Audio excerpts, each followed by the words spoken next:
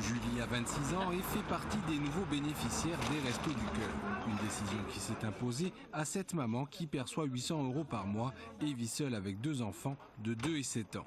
Je suis sans emploi parce que j'ai pas de moyen de garde pour mon fils et donc du coup j'arrivais plus à acheter l'alimentation pour mes enfants. J'avais un peu peur de venir mais en fait ça se passe très très bien. Un cap qu'a franchi Élise il y a 2 ans. Cette maman de 3 enfants et son mari sont au RSA et dépendent en grande partie de l'aide alimentaire des Restos du Cœur. Des fois on fait pas de courses du tout dans le mois, on vit que de ça. Donc je sais pas comment on ferait sans les Restos du Cœur. Une situation que le nouveau président gardois croyait comme Coluche éphémère mais qui perdure.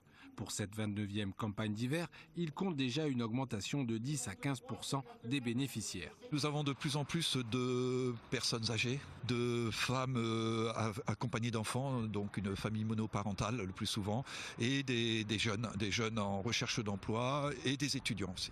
Une augmentation des bénéficiaires à laquelle s'ajoute cette année une baisse des aides européennes. L'Union européenne donnant à peu près la même chose que l'année dernière, mais sur 26 pays dans l'Union européenne, alors qu'avant ils en donnaient à peu près que sur la moitié, ce qui fait que nous allons avoir une baisse de 10% de l'aide. Nous allons être obligés d'aller voir de plus en plus faire des collectes, faire des ramasses, aller voir les agriculteurs. Lancée aujourd'hui, la campagne d'hiver va durer jusqu'en mars 2014. L'an passé, les 740 bénévoles gardois ont distribué 1 180 000 repas.